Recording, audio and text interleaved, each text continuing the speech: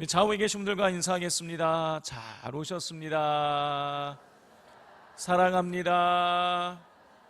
축복합니다. 또 선포하겠습니다. 예수님이 부활하셨습니다. 살아계셔서 당신과 함께하고 계십니다. 예수님과 동행합시다. 할렐루야. 1997년도에 개봉을 해서 큰 인기를 끌었다가 올해 6월 달에 다시 극장에서 재개봉한 영화가 있습니다. 인생은 아름다워라는 영화인데요. 여기 포스터가 나오는데 이 인생은 아름다워는 저 포스터에서 보듯이 단란한 새 사람으로 이루어진 가정에 관한 이야기입니다. 저 남자는 영화상 극 중에서 유대인으로 나와요. 귀도라는 이름을 가진 사람이고 아내는 이탈리아인입니다. 도라라는 이름을 가졌고요. 자전거를 타고 있었던 아이는 조슈아라는 아주 예쁘게 생긴 아들이었습니다. 자, 이 세 사람이 단란한 가정을 꾸리고 즐겁게 잘 살아가고 있었는데 2차 세계대전이 터진 거예요. 전쟁이 일어나게 된 것입니다. 그리고 저 사람들이 살고 있는 그 마을에 독일군들이 진군에 들어오게 되었습니다. 그리고 독일군들은 유대인들을 모두 잡아서 수용소에 감금을 하게 되었어요. 자, 아버지도 잡혀가고 아들도 잡혀가게 되었어요.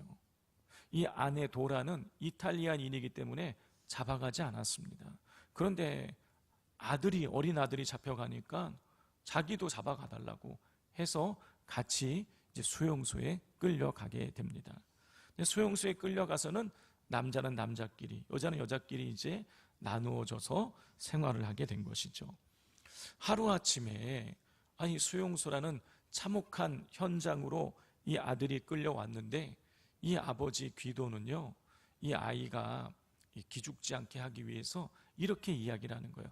밝게 웃으면서, 조슈아, 지금부터 우리는 게임을 하는 거야. 네가 절대로 울지 않고 그리고 독일군에게 발각되지 않고 끝까지 네가 이 게임을 잘 해나가면, 그래서 네가 1000점을 얻게 되면 나중에 진짜 탱크를 선물로 받게 될 거야 하고 아버지가 이런 약속을 한 거예요. 아버지가 빵끈빵끈 웃으면서 지금 우리는 게임을 하러 여기 들어왔다고 이야기를 하니까 아이는 막 신이 났어요. 그리고 그 참혹한 죽음의 현장 속에서 매일매일 누군가 죽어나가는 그 참혹한 이 수용소에서 이 아이는요, 밝게 자랍니다. 아버지가 아침에 강제 이 노동하러 나가면 홀로 이 큰 감방 안에 홀로 남게 되는데 몰래 숨어서 이 게임을 즐기게 된 것이죠. 자, 이 아들은요, 내가 이 게임을 해가지고 진짜 1000점 얻어서 1등을 하면 탱크 받는다 그러니까 그 기대감에 부풀어가지고 그 수용소의 시간들을 그렇게 아주 즐겁게 보내게 되는 거예요. 그리고 몇 달이 지났는지 몇 년이 지났는지 알 수가 없습니다. 시간이 한참 지나고 났는데 소문이 들려오는 거예요. 독일군이 패한다. 이제 전쟁의 끝이 오고 있다. 그리고 어느 날 들리는 겁니다. 이제 내일 이 독일군들이 이 수용소에서 철수한다. 그리고 철수할 때에 사람을 이 수감자들을 끌고 갈 수도 있고 죽일 수도 있다. 이런 거 사실을 이 아버지가 알게 된 거예요. 그래서 밤에 부랴부랴 이 아버지가 이 아들을 몰래 꺼내서 아주 후미진 곳에다가 잘 숨겨두고, 그리고 이제 아내를 찾으러 이제 밤에 여장을 하고 여자 수용소 쪽으로 가려고 했던 것입니다. 그런데 그만 독일군에게 발각이 된 거예요. 그런데 그 발각돼서 끌려가는 그 지점이 이 아들이 숨어 있는 곳에서 딱 보이는 곳인 거예요. 그래서 자기가 비참하게 끌려가면 이 아들이 울음을 터뜨리고 울려서 발각돼서 죽을까봐 이 아버지가 아주 우스꽝스러운 태도를 하고, 내가 게임에서 술래가 잡혀가지고 끌려간다 이런 식으로 우스꽝스러운 모습을 하면서 막 즐겁게 끌려가는 것입니다. 그리고 끌려가자마자 이제 총에 맞아 죽게 되는 것이죠. 그렇지만 이 아들은요, 이 상황을 모르는 거예요. 아버지가 이제 잡혔구나, 아버지는 잡혔구나, 내가 잘해야 이제 1등을 하고 땡크를 받는구나, 이런 기대감에 부풀어 가지고 울지 않고 그날 밤을 그 좁은 공간에 숨어서 잘 버텨냅니다. 그리고 이제 날이 밝았는데 숨어있던 사람들이, 독일군들은 철수하고 숨어있던 사람들이 막 나오기 시작한 거예요. 이 아이도 무슨 일이라고 하고 밖에 나와 봤는데, 세상에, 밖에 딱 나왔을 때에 이 연합군들이 탱크를 몰고 들어오는 거예요. 이 아이는 자기가 1등을 해가지고 이 탱크를 선물로 받는 줄 알고 너무너무 기뻐하는 것입니다. 자, 한번 영상을 한번 보도록 하겠습니다.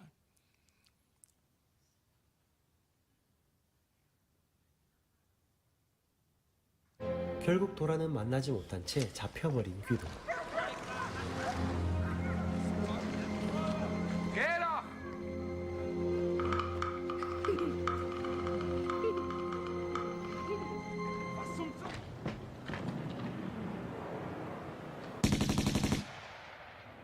다음날 숨어있던 사람들이 모두 나오고 수용소에 아무도 없음을 알게 된 조수아는 그제서야 나옵니다. 그리고 바로 이때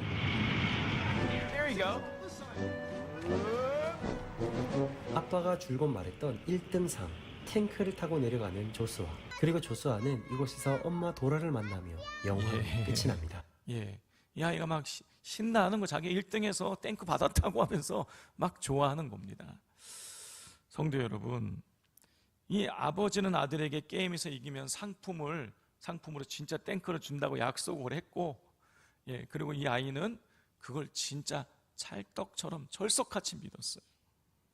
그렇기에 수많은 사람들이 죽어가는 그 죽음의 환경 속에서도 이 아이는 주눅들지 않고 밝고 건강하게 자라날 수 있게 되었던 것입니다. 여러분, 만약에 이 아들이 아버지의 약속을 믿지 않았다면요, 여러분, 이 아이는요 벌써 잡혀서 죽었을 거예요. 그런데 아버지의 약속을 굳게 믿고 정말로 게임에서 1등하기 위해서 절대로 울지 않고 잘 숨어 있었기에, 예, 저런 좋은 날을 보게 되었던 것이죠. 성도 여러분, 약속에 대해서 어떻게 반응하냐에 따라서 여러분이 약속의 물거품이 될 수도 있고, 그리고 약속의 혜택을 누릴 수도 있게 되는 것입니다. 오늘 본문에 보면 하나님께서 바울에게 주신 약속이 기록되어 있고요, 그리고 바울이 하나님의 약속에 대해서 어떻게 반응을 보였는지에 대해서도 기록이 되어져 있어요. 자, 먼저 하나님 주신 약속에 대해서 우리가 한번 살펴보기를 원합니다. 여러분, 우리가 지난 2주간에 걸쳐서 살펴본 것처럼 바울이 지금 고린도에 있는데, 바울이 고린도에 왔을 때의 그의 상황은 최악이었어요.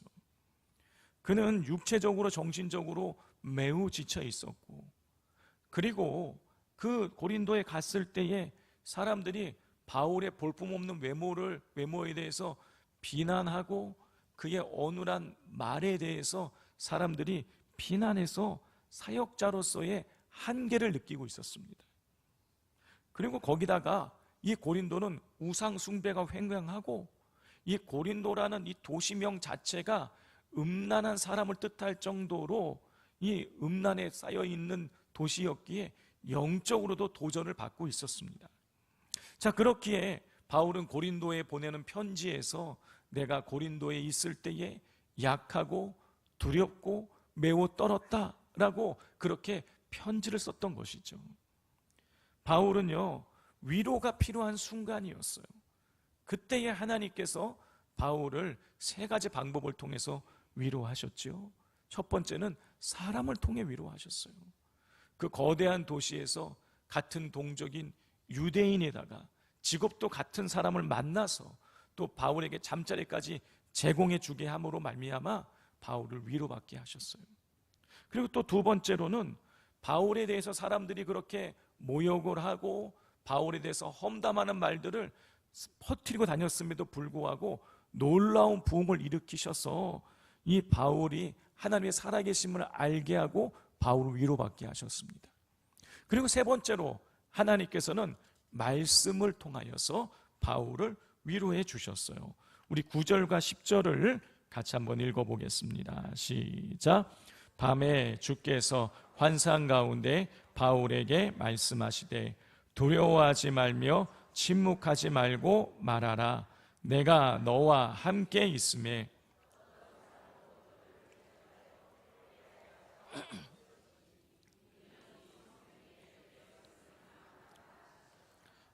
하나님께서는요, 사람들에게 비난당하고 그리고 험담하는 말들이 퍼져서 생활하기도 어려운 상황 속에 있는 바울에게 두려워하지 말아라. 내가 너와 함께 하겠다. 너를 대적하는 자들이 너를 해하지 못하게 하겠다고 약속해 주셨어요. 자, 하나님의 약속을 바울이 받은 거예요. 그러면 바울은 이 약속에 대해서 어떻게 반응했을까요? 9절과 10절에 약속이 기록이 되어 있고요, 11절에 바울의 반응이 기록되어 있어요. 우리 11절을 같이 한번 읽어보겠습니다.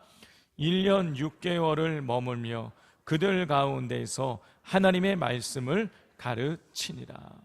두려워하지 말아라. 내가 너와 함께 하겠다. 너를 대적하는 자들이 너를 해하지 못하게 하겠다는 약속을 받고 난 이후에 바울이 어떻게 했느냐? 무려 1년 6개월 동안 고린도에 머물렀어요. 성도 여러분, 앞서 말씀드린 것처럼 바울은요, 고린도에 도착을 했을 때에 만신창이었어요. 그는 2차 전도 여행을 떠나고 난 이후에 수천 킬로미터를 걸었고요, 그리고 매를 맞고요, 감옥에 갇혔고요, 사람 유대인들이 죽인다고 위협을 해서 도망을 쳐야만 했고요, 어마어마한 육체적인 고통을 당해야만 했어요. 탈진 상태에 있었어요. 그런데 그런 상황 중에 사람들이 바울의 외모를 지적을 하고 비난을 하고 바울이 어눌한 말을 가지고 또 바울을 비하했어요. 거기다가 영적으로도 짓눌렸어요. 성도 여러분, 만약에 내가 몸이 너무너무 아파서 구역 예배에 딱 갔는데, 구역 예배에 갔더니 나의 외모를 가지고 막 비하하고 나의 단점을 끄집어내서 나를 비난한다라면 여러분 그 자리에 있고 싶으시겠습니까? 1분도 있기 싫으실 거예요. 그런데 바울은요, 하나님의 약속을 받은 뒤에 자기의 단점을 지적하고 자기를 비하하고 자기를 공격하는 사람들이 우글우글 거리는 그 고린도에 무려 1년 6개월 동안 머물렀어요. 여러분, 1년 6개월 동안 머무르게 되면요, 바울은요, 그 시간 동안 계속 비난당하고 사람들이 지나갈 때마다 저 생긴 거 밤에 수근수근 거리는 얘기를 계속 들어야 되는 거예요. 그런데 바울은요, 1년 6개월 거기 약속을 받고 1년 6개월을 머무른 거예요. 여러분, 그 이유가 무엇 때문입니까? 하나님의 약속을 그가 굳게 믿었기 때문인 거예요. 내가 너와 함께 하겠다. 너를 대적하는 자들이 너를 해하지 못하게 하겠다는 그 약속을 믿었기에 그는 1년 6개월을 거기 머무른 거예요. 바울이 하나님의 약속에 대해서 믿음으로 반응을 보인 것입니다. 성도 여러분, 하나님께서는요, 우리에게 수많은 약속을 주셨어요. 복을 주시겠다는 약속을 성경에 얼마나 많이 기록해 놓고 있는지 몰라요. 그런데 하나님이 복을 주시겠다고 약속을 했지만 여러분, 복을 받지 못하고 지내는 사람들이 많이 있습니다. 여러분, 왜 그런 것입니까? 복을 받은 자가 복을 누리는 것이 아니라, 약속에 대해서 약속을 받은 자가 복을 누리는 것이 아니라 약속에 반응하는 자가 복을 누리기 때문인 것이에요. 성도 여러분, 하나님께서 출애굽한 이스라엘 백성들에게 약속을 주셨어요. 무슨 약속입니까? 젖과 꿀이 흐르는 가나안 땅을 너에게 주겠다. 분명히 약속을 주셨어요. 모든 이스라엘 백성들에게 말입니다. 그런데 어떻습니까? 출애굽 1세대 가운데에 그 젖과 꿀이 흐르는 가나안 땅에 들어간 사람은 여호수아 갈렙 두 사람밖에 없었어요. 왜 그런 것입니까? 여러분, 여호수아 갈렙은요, 하나님이 가나안 땅을 주시겠다고 약속을 했으니까 그 땅에 정탐 다녀오고 나서 그 땅을 가서 정복하자라고 믿음으로 반응을 보였지만, 나머지 모든 사람들은 그들 보기에 우리는 메뚜기와 같다, 우리는 그 땅을 정복할 수 없다라고 부정적으로 불신으로 반응을 보인 거예요. 그렇기에 하나님의 약속을 여호수아와 갈렙 외에는 받아 누릴 수가 없게 되었던 것입니다. 여러분, 이렇게 약속을 받은 사람이 복을 누리는 것이 아니라 약속에 믿음으로 반응하는 사람이 복을 누리게 되어지는 것입니다. 여러분, 그렇다면 우리가 어떻게 살아가야겠습니까? 당연히 바울처럼, 여호수아처럼, 갈렙처럼 우리는 하나님의 약속에 대해서 믿음으로 반응을 보여야 되는 거예요. 여러분, 문제는 뭐냐? 우리가 이렇게 믿음으로 반응을 보이며 살아가더라도 어떤 순간에는요, 하나님의 약속이 지켜지지 않는 것처럼 보여지는 순간들이 있다라는 것이에요. 자, 우리 12절과 13절 말씀을 같이 한번 읽어보겠습니다. 시작. 갈리오가 아가야 총독되었을 때에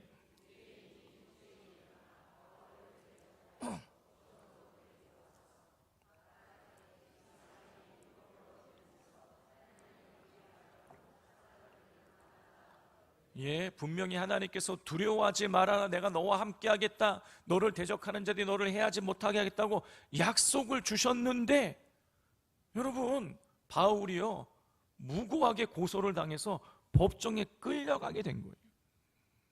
내가 너와 함께 하겠다, 너를 지켜주겠다는 하나님의 약속이 무참하게 무너지는 것처럼 보여지는 순간이에요. 그런데 이런 순간에 바울이 어떻게 반응을 보였느냐? 여러분, 보통 사람들 같으면 하나님의 약속이 거짓이구나, 하나님이 안 계시구나 하고 불신으로 반응을 보였겠지만 바울은요 끝까지 믿음으로 반응을 보였습니다. 그걸 어떻게 알 수 있느냐? 18절을 보면 알 수 있어요. 우리 18절을 같이 한번 읽겠습니다. 시작. 바울은 더 여러 날 머물다가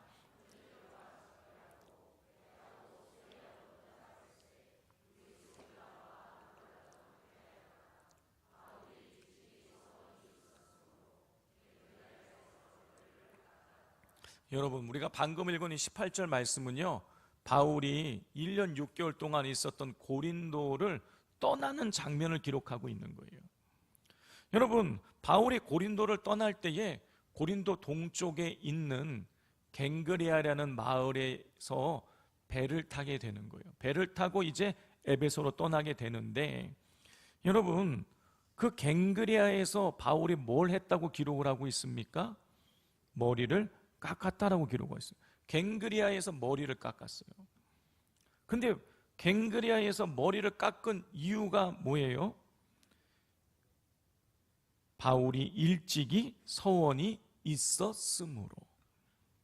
바울은요 일찍이 서운한 것이 있었기 때문에 이 머리를 깎았다는 거예요.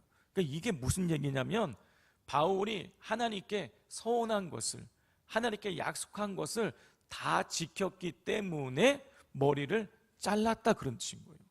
아니, 하나님이 약속을 지키면 지킨 거지 왜 머리를 자르냐? 왜 머리를 자른 게 하나님과의 소원을 지킨 것이냐, 이렇게 의문이 드실 수 있는데, 여러분, 이거는 나시린이라는 제도를 보면 알 수 있어요. 여러분, 구약 성경에 보면 나시린 제도가 있었습니다. 나시린이 뭐냐면 일정 기간 동안에 자기의 삶을 구별해서 하나님께 헌신하겠다고 다짐한 사람을 나시린이라고 부르는 거예요. 그런데 나시린으로 살겠다고 서약을 하게 되면 그때부터 3가지를 못하게 돼요. 첫 번째는 술과 포도주를 마시면 안 되고요, 2번째는 죽은 시체를 가까이 하면 안 되고요, 그리고 마지막 3번째는 머리를 자르면 안 됐어요. 여러분, 구약에 보면 유명한 나시린이 한 명 나옵니다. 누굽니까? 삼손이에요. 여러분, 삼손은 나시린이었는데요, 어땠습니까? 술 먹고 포도주 먹고 또 죽은 사자의 시체에서, 사체에서 생긴 그 벌꿀을 갖다가 먹었어요. 그리고 이제 지키고 있는 건 머리 하나 안 자른 건데 나중에 보면 어떻습니까? 기생 드릴라랑 놀아나면서 머리마저 잘리게 돼요. 나시린인데요, 서운한 것을 하나님께 하나도 지키지 못하게 되는 거예요. 자, 그런데 바울은요, 하나님께로부터 내가 너와 함께 하겠다, 너를 대적의 손에서 지키겠다라는 약속을 받은 뒤에 일찍이 말했습니다. 1년 6개월 전에 그는 하나님께 나신으로 살겠다고 서원한 거예요. 그리고 그 서원을 하고 나서 1년 6개월 동안 바울이 어떻게 했겠습니까? 머리 자르지 않은 거예요. 포도주 마시지 않은 거예요. 그리고 그 서원을 다 지켰기에 고린도를 떠나면서 머리를 자른 거예요. 성도 여러분, 성경은 갱그리아에서 바울이 머리를 잘랐다라고만 기록이 되어 있지만 바울은요 분명히 포도주도 마시지 않았을 거예요. 여러분, 아니 선교하는 사람이 포도주 안 마시는 게 당연하지 이럴지 모르지만 여러분 상황이 달라요. 우리에게 포도주는 술이지만 그 당시에 유럽 사람들에게는 포도주는 술이라기보다는 음료인 거예요. 여러분, 우리나라는 화강암 지대예요. 우리나라는 딱딱한 화강암이 많이 있어요. 미세한 그 구멍들이 있는 화강암이에요. 그래서 물들이, 지하수들이 그 화강암을 뚫고 올라오기 때문에 물이 아주 맑은 거예요. 그런데 유럽은 석회암 지대예요. 여러분, 석회암은요 물에 잘 녹습니다. 유럽을 가보신 분들은요 막 시내 강 같은 게요 막 멀리서 보면 석회가 녹아가지고 옥빛으로 보이는 거예요. 와, 이쁘다 그러지만요 어느 누구도 그 물을 마시는 사람이 없습니다. 왜냐, 석회가 있기 때문에. 여러분, 석회가 있는 물을 계속 마시면 어떻게 될까요? 위장병이 생기고 피부병이 생겨요. 그리고 더 심하게 되면요 어떤 현상이 되냐면 발이 코끼리 발이 돼요.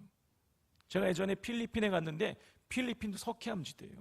가난한 사람들이 우리나라처럼 상하수도가 안 돼 있으니까 그냥 물 퍼서 마시는 거예요. 지하수 마시고 그냥 시냇물 마시고 뭐 이런단 말이에요. 그러니까 이 석회가 몸에서 빠져나가지 않습니다. 그게 몇십 년 동안 쌓이면요 이게 발로 내려가요. 그래서 발이 이만해져요. 코끼리 발처럼 변해요. 여러분, 그렇기 때문에 유럽에 있는 사람들은요 석회수를 마시지 않았어요. 식사할 때는요 물 대신에, 석회수 대신에 포도주를 마신 거예요. 자, 그런데 나신인으로 서약을 하게 되면 포도주를 마실 수 없게 돼요. 그럼 어떻게 돼요? 식사할 때도 계속 석회수를 마셔야 되는 거예요. 여러분, 유럽 사람들이 어려서부터 이 식사하면서 포도주를 먹는 습관이 있는데, 여러분, 이 밥 먹으면서, 식사하면서, 이 빵 먹으면서 포도주를 안 먹고 10보연 석회수를 마시는 건 고통스러운 일일 거예요. 우리 어르신들은 잘 공감이 안 될 수 있겠지만, 여러분, 애들한테 야, 너 피자 먹을 때, 치킨 먹을 때, 햄버거 먹을 때 콜라 먹지 말고 물 마셔라 그러면요 애들 못 먹습니다. 똑같은 거예요. 바울은요 하나님의 약속을 받은 뒤에 나신으로 서약을 하면서 포도주를 끊고 석회수를 마셨어요. 위장병이 생겼을지 모르겠어요. 피부병이 생겼을지 모르겠어요. 그리고 머리도 자르지 않았어요. 그것도 무려 1년 6개월 동안 말입니다. 왜 그랬을까요? 바울은요 하나님께서 함께 하시고 지켜주시겠다는 그 약속에 대해서 믿음으로 반응하고 싶었던 거예요. 하나님 약속을 받은 뒤에 자신도 그 힘든 고린도에서 물러서지 않고 하나님의 일을 하겠다고, 나를 지켜주신다 그랬으니까, 나와 함께 하신다고 약속해 주셨으니까 바울이 물러서지 않고요 그 힘든 고린도에서 1년 6개월을 나신인으로 헌신을 하면서 믿음으로 하나님 약속에 반응을 보였던 거예요. 자, 중요한 것은 바울이 믿음으로 반응을 보이려고 나신인으로 헌신을 했는데 그것을 끝까지 지켰다라는 것입니다. 끝까지 믿음으로 반응을 보였다라는 거예요.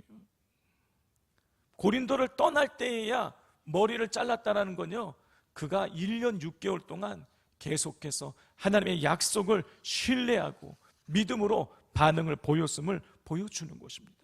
만약에 바울이 그 나신으로서의 헌신을, 하나님께 믿음으로 반응을 보이는 것을 그런 여러 가지 자기를 고소하고 이런 일을 당했을 때에 그가 주저앉았다면요 애진작에 머리 잘라버렸을 거예요. 나 신인으로서 약속을 어겨버렸으니까. 그런데 떠날 때에 잘랐다라는 건요, 끝까지 그가 믿음이 흔들릴 수 있는 그런 순간에도, 하나님의 약속이 깨지는 것처럼 보이는 그런 순간에도 바울이 끝까지 믿음을 지켰음을 보여주고 있는 것입니다.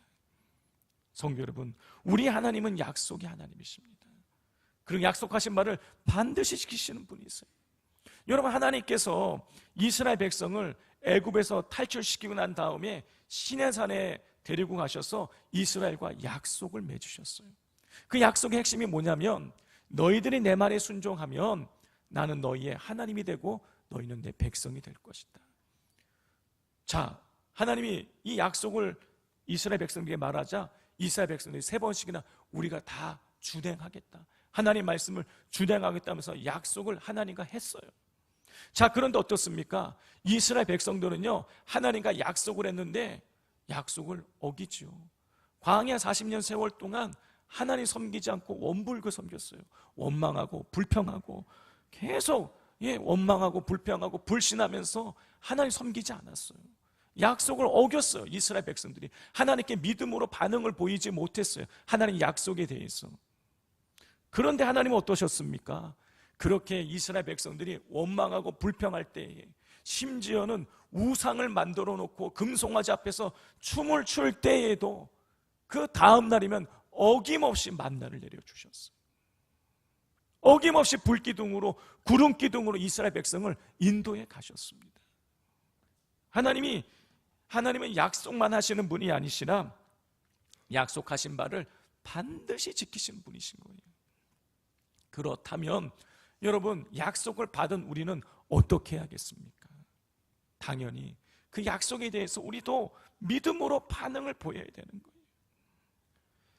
여러분, 성경에 하나님의 약속이 많이 기록이 되어져 있어요. 그런데 그 수많은 약속을 요약을 해보자면 순종하는 자에게 복을 주시겠다라는 거예요. 하나님 분명히 약속을 주셨단 말이에요.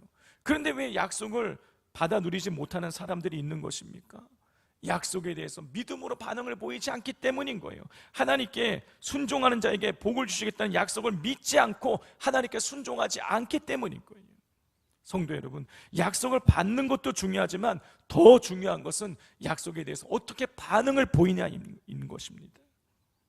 그런데 바울은 고린도에서 약속을 받고 나신으로 헌신하면서 서원하면서 하나님께 믿음으로 응답을 했어요.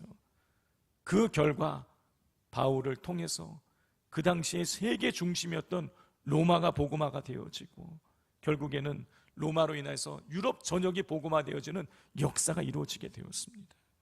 사랑하는 성도 여러분, 하나님께서 바울에게 주신 두려워하지 말아라, 내가 너와 함께 하겠다, 너의 대적들의 손에서 너를 지키겠다라는 이 약속이 오늘 우리에게도 주어져 있는 약속인 것입니다. 때로 이 약속이 지켜지지 않는 것처럼 보이는 순간들이 있지만 하나님께서는요, 반드시 약속을 지키시는 분이세요.